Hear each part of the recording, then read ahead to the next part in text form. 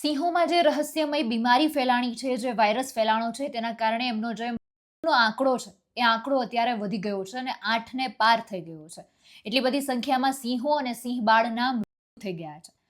અત્યારે ખાસ આપણે વાત કરીએ તો જસાધાર એનિમલ કેર સેન્ટરમાં સારવાર લઈ રહેલા 2 સિંહ બાળના મોત પણ થઈ ગયા છે. આ રીતના સમાચાર પણ સામે આવ્યા. હવે તેને લઈને જ વન વિભાગ અત્યારે દોડતું થઈ ગયું છે. નમસ્કાર, આપની સાથે હું આકાંક્ષા. તમે જોઈ રહ્યા છો ઓવર રાજકોટ. હું જે વાત કરી રહી છું એ છે અમરેલીના ગીરમાં જે ફેલાણી છે, સિંહોમાં આખો વાયરસ ફેલાણો છે, તેને કારણે આંકડો 8 સુધી પહોંચી ગયો છે. જસાધાર એનિમલ કેર સેન્ટરમાં 2 સિંહ બાળ છે, તેમની સારવાર શરૂ હતી, તેમના મૃત્યુ થઈ ગયા છે. ગીરના જંગલોમાં એશિયાટિક સિંહોના સતત વધી રહેલા મોતને કારણે વન તંત્ર સાથે સ્થાનિકોમાં પણ ભારે અત્યારે ચિંતા ફેલાઈ ગઈ છે, કારણ કે આપણે એક બાજુ જાણીએ છીએ કે એશિયાટિક સિંહોનું એક ઘર છે, ગીર છે, એમના માટે ઘર છે, અને ઘરમાં જ અત્યારે આ વાયરસ ફેલાણો છે. મોટી સંખ્યામાં જો સિંહોના મૃત્યુ થઈ જાય તો એ ખૂબ ગંભીર મુદ્દો છે, કારણ કે આપણા માટે સિંહોને બચાવવા એ આપણી જવાબદારી છે. અને તેને લઈને જ અત્યારે વન વિભાગ પણ દોડતું થઈ ગયું છે. વન અને પર્યાવરણ મંત્રી અર્જુન મોઢવાડિયાનું પણ આને લઈને નિવેદન સામે આવ્યું છે. તેમણે સમગ્ર મામલાને લઈને શું કહ્યું છે તેના પર નજર કરીએ. ગીર સેન્ચુરીના જે બહારનો વિસ્તાર છે, રેવન્યુ વિસ્તાર છે, એમાં ખાસ કરીને ગીર ગઢડા તાલુકા અને બાબરકોટ અમરેલીના એરિયાની અંદર એમાં બાળસિંહોના મૃત્યુ થયા છે. આ બાળસિંહ ક્લબને સસ્પેક્ટેડ બેબી સિયા નામનો વાયરસથી થવાનો એક ધારણા કરવામાં આવે છે.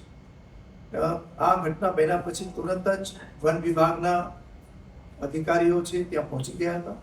વેટરનરી ડોક્ટરોની ટીમ પણ પહોંચી હતી અને એમણે એમના સેમ્પલ લઈને ગુજરાત બાયોટેકનોલોજી રિસર્ચ સેન્ટરમાં મોકલવામાં આવ્યા છે અને આ રિપોર્ટ આવનારા 3-4 દિવસની અંદર મળવાની સંભાવના છે. છેલ્લા 2 દિવસમાં આ પ્રકારની ઘટના રિપીટ થઈ નથી અને વન વિભાગના અધિકારીઓ, જુનાગઢની જે વેટરનરી કોલેજ છે એમના ડૉક્ટરો, એની ટીમ ત્યાં સ્થળ ઉપર પહોંચી ગયેલી અને એમણે આ 10 કિલોમીટરના એરિયાની અંદર રહેતા સિંહોને આઇસોલેટ કરવામાં આવ્યા છે અને એના ઉપર પ્રિવેન્ટિવ એક્શન લઈને જે ઈતરડી નામના જંતુથી જે આ રોગ ફેલાય છે એ ઈતરડીને ડિટિકિંગ કરવાની કાર્યવાહી ગીરની અંદર અને ગીરના બહારના વિસ્તારમાં ચાલી રહી છે. અત્યારે પરિસ્થિતિ નિયંત્રણમાં છે. છેલ્લા 2 દિવસમાં આવી કોઈ ઘટના બની નથી અને સ્થળ ઉપર અને બીજી જગ્યાએ વન વિભાગે ટીમો બનાવી જે પ્રિવેન્ટિવ કાર્યવાહી કરવી જોઈએ એ તમામ પગલાં લેવાઈ રહ્યા છે. મને લાગે છે કે અત્યારે સ્થિતિ નિયંત્રણ હેઠળ છે અને છેલ્લા 2 દિવસમાં કોઈ ઘટના નથી બની, એટલે આ પ્રકારના રોગની સંભાવના નહીં હોય એવું માનવામાં આવે છે. પરંતુ આપણે તેમ છતાં પણ આ વાયરસ જો હોય તો એની વધારે અસર કોઈ જગ્યાએ ન થાય એ માટે પગલાં લેવાઈ રહ્યા છે. જે અત્યાર સુધીમાં કોઈ આ પ્રકારની ઘટનામાં સિંહ બાળના થયા છે અને એ સિવાયના જે થયા છે એના કારણો કોઈ કોન્ફ્લિક્ટ હોય, ઉંમર હોય કે બીજી કોઈ બીમારીને કારણે થયા હશે. પરંતુ હું માનું છું કે આ સસ્પેક્ટેડ બેબી સિયાથી જે થયા હતા એમાં છેલ્લા 2 દિવસમાં કોઈ જ ઘટના બની નથી. ઇન્ફેક્ટને કારણે અને વૃદ્ધાવસ્થાને કારણે મૃત્યુ તો બનતી રહેતી હોય છે, પરંતુ જે બેબી સિયાથી સસ્પેક્ટેડ કહી શકાય, જેમાં શંકાસ્પદ મૃત્યુ કહી શકાય, એમાં 8 કબના સામે આવેલા છે અને એ બેબી સિયાથી થયા છે કે બીજા કોઈ કારણોસર એનું કન્ફર્મેશન તો જે એનો મેડિકલ રિપોર્ટ આવે એના પછી જ કહી શકાય. જ્યારે પણ જેની મદદની જરૂર હશે ત્યારે નિષ્ણાતોની મદદ લેવાશે. અત્યારે આ પ્રકારની મદદ લેવાની કોઈ જરૂર જણાતી નથી, પણ જ્યારે પણ એ પણ ભારત સરકારની મદદની જરૂર હશે તો ત્યાંથી પણ લેવામાં આવશે અને અહીંયા આપણે સ્થાનિક વનતારા સહિતના જે નિષ્ણાતો છે એની જરૂર લાગશે તો ત્યારે લઈને લઈશું. અને માનનીય મુખ્યમંત્રીશ્રીનું કાર્યાલય પણ અને માનનીય મુખ્યમંત્રીશ્રી પોતે પણ આ બાબતે જાતે દેખરેખ રાખી રહ્યા છે, એટલે હું માનું છું કે આ બાબત હવે આગળ વધશે.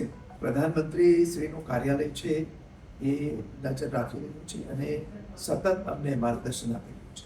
જો એ વેક્સિનેશનની કાર્યવાહી સસ્પેક્ટેડ જે હોય એનામાં કરવાની હોય છે એટલે હાલ જે પ્રકારના પ્રિવેન્ટિવ મેજર લેવાના હોય એ તમામ પ્રકારના પ્રિવેન્ટિવ મેજર લેવાઈ રહ્યું છે. વન વિભાગના જે સિનિયર મોસ્ટ અધિકારી છે પતિ એ ત્યાં ગીરની અંદર જ અત્યારે સ્ટેશન કરીને આ પરિસ્થિતિનું મોનિટરિંગ કરી રહ્યા છે અને અન્ય વિસ્તારોમાંથી જ્યાંથી પણ જરૂર લાગે એવા અધિકારીઓને અને સ્થાનિક અધિકારીઓની ટીમ બનાવીને કામગીરી થઈ રહી છે.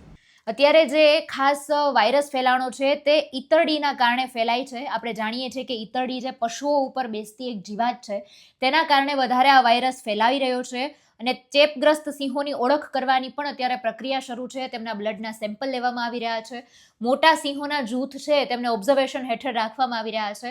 પણ ચિંતાનો વિષય એટલા માટે છે કે અત્યાર સુધીમાં 8 સિંહોના સિંહ બાળના મૃત્યુ થઈ ગયા છે.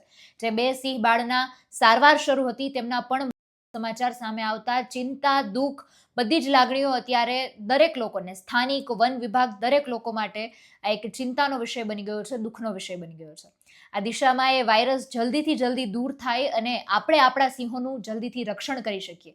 બસ અત્યારે દરેક લોકો એ જ દિશામાં કામ કરી રહ્યા છે. સમગ્ર મુદ્દાને તમે કઈ રીતે જુઓ છો એ કમેન્ટમાં જણાવજો. ફરી મળીશું. હવે રજા આપશો. નમસ્કાર.